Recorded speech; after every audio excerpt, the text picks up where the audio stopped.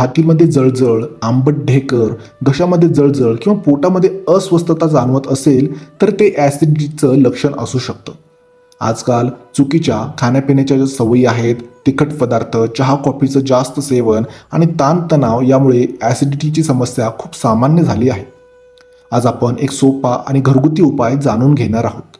एक ग्लास कोमट पाण्यामध्ये थोडी बडीशेप टाकून ते पाणी आपल्याला प्यायचं आहे.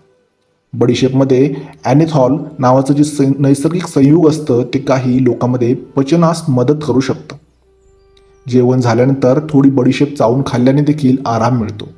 दिवसभर पुरेसं पाणी प्या आणि तिखट, तेलकट, जंक फूडचं प्रमाण हे कमी ठेवा.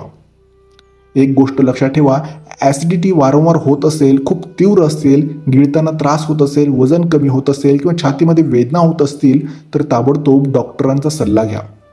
ॲसिडिटी टाळण्यासाठी योग्य आहार, वेळेवर जेवण आणि चांगली जीवनशैली हाच सर्वात प्रभावी उपाय आहे. व्हिडिओ आवडला असेल तर व्हिडिओला लाईक करा, शेअर करा आणि चॅनलला देखील सबस्क्राईब करा.